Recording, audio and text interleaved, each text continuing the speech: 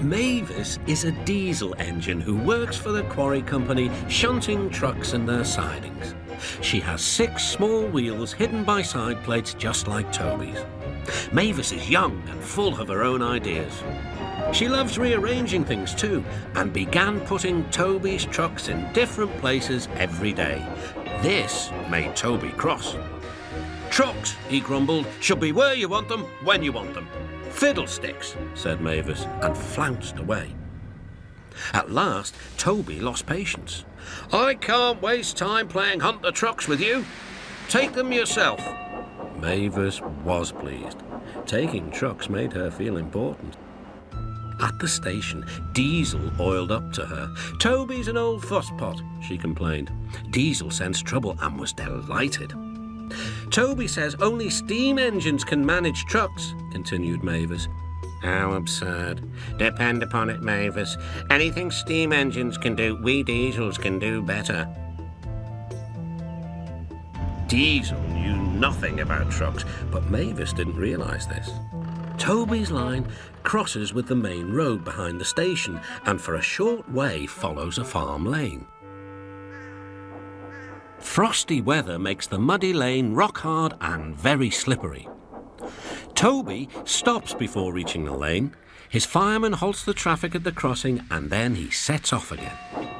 By using the heavy trucks to push him along, he has no trouble with the frosty rails in the lane. It is the only safe thing to do in this kind of weather. Toby warned Mavis and told her just what to do. "I can manage, thank you," she replied. "I'm not an old fusspot like you." The trucks were tired of being pushed around by Mavis.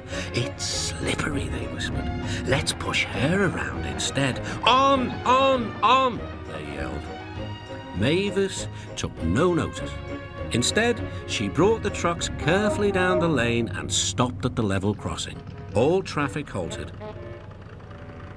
"One in the headlamp for Fusspot Toby," chortled Mavis.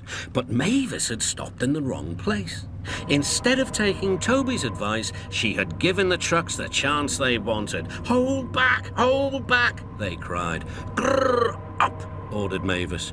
The trucks just laughed and her wheels spun helplessly. Workmen sanded the rails and tried to dig away the frozen mud, but it was no good. Everyone was impatient. "Grrr, ah," wailed Mavis.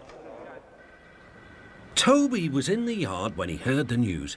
"I warned her," he fumed. "She's young yet," soothed his driver, "and—" "She can manage her trucks herself," interrupted Toby. "They're your trucks, really," his driver replied. "Mavis is supposed to stay at the quarry if the Fat Controller finds out."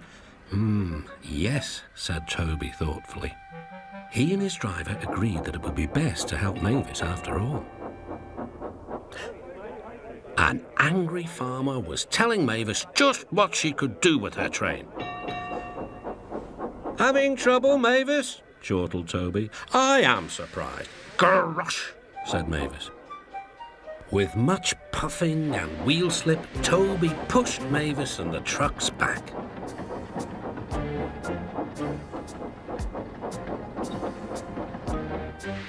The hard work made his fire burn fiercely, and his firemen spread hot cinders to melt the frozen mud.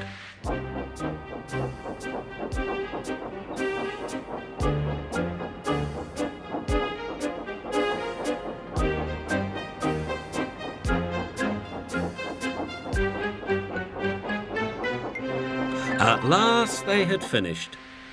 "Goodbye," called Toby. "You'll manage now, I expect."